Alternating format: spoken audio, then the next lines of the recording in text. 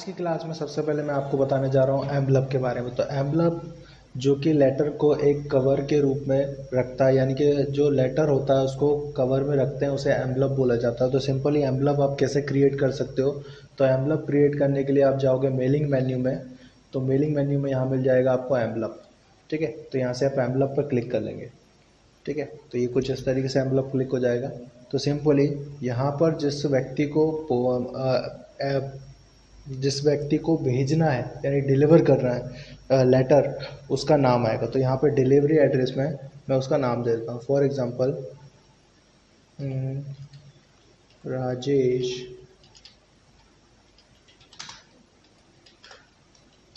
कुमार। ठीक है, address house number 45 LIG colon.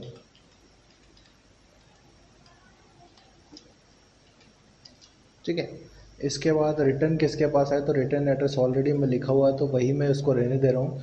तो रिटर्न एड्रेस मैंने एक शॉप का एड्रेस लिखा हुआ है।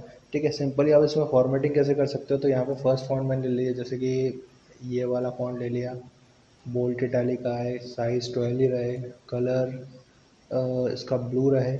ठीक है, अंडरलाइन मेरे को चाहिए फर्स्ट। ठीक है, तो ये कुछ ऐसा दिखाई देगा।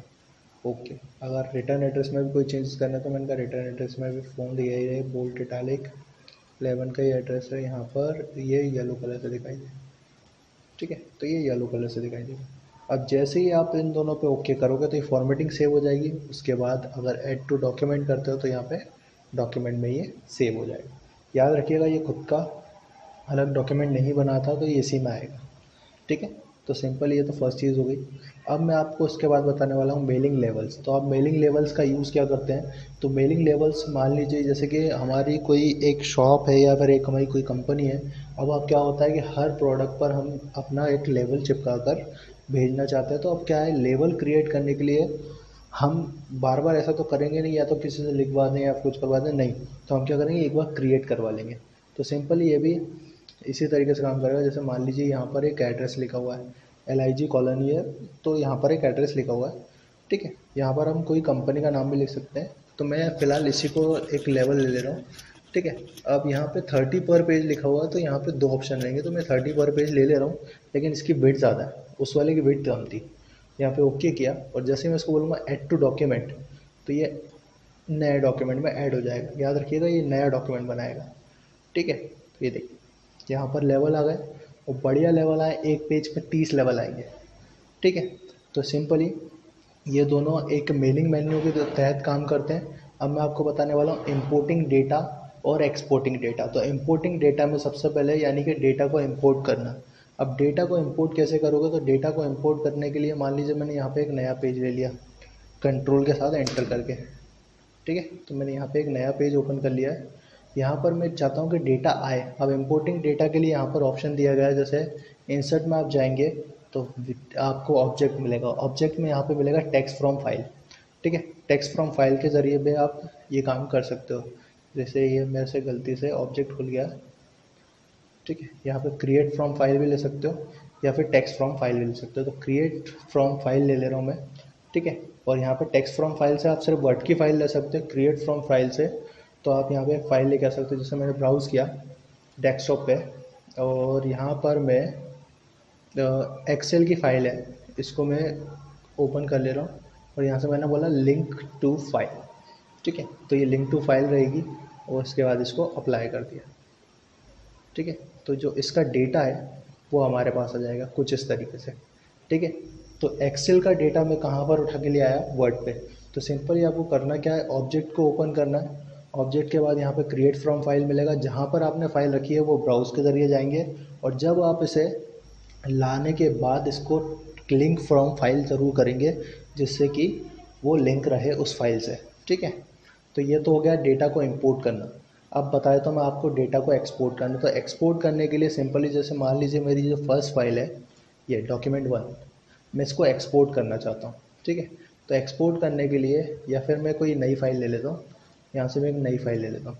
तो यहाँ पे मैंने एक नई फाइल ले ली, तो इक्वल RND करके मैंने एक यहाँ पे वो लगा दिया, तो जिससे डमी टेक्स्ट आ जाएगा। डमी टेक्स्ट आ जाएगा तो कुछ इस तरीके से आपको डमी टेक्स्ट दिखने लगेगा। अब सिंपली आपको करना क्या है, जाना है फाइल मेन्यू के अंदर, यहाँ मिलेगा आपको एक्सपोर्ट डेटा। इंपोर्ट डेटा का मतलब होता है इंपोर्ट करना यानी डाटा लाना किसी और डेटा से, किसी और जगह से या किसी और सॉफ्टवेयर का। अब एक्सपोर्ट डेटा मतलब कि किसी और फॉर्मेट में फ़ाइल को सेव करना। अगर आप फाइल को सेव करते हो तो वो वर्ड डॉक्यूमेंट में सेव होती है, लेकिन इसमें दो फॉर्मेट और मिलेंगे आपको एक्सपोर्ट में, पीडीएफ और एक्सपीएस।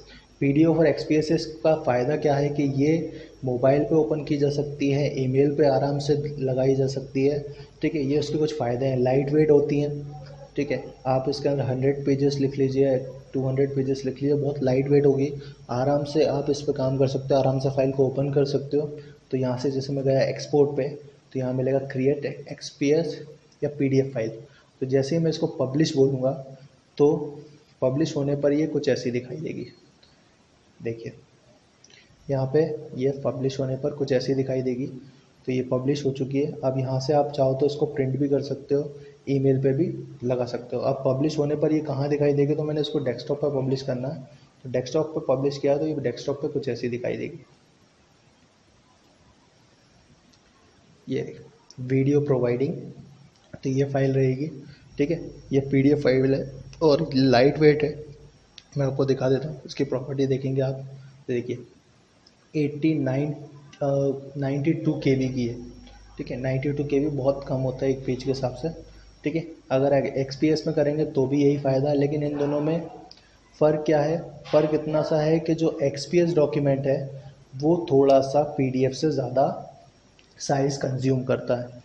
बाकी और आपने पीडीएफ का नाम ज़्यादा सुना होगा तो इसलिए पीडीएफ में ज़्यादा यूज़ करना चाहते हैं लोग। ठीक है, एक्सपीएस का कम करना चाहते हैं।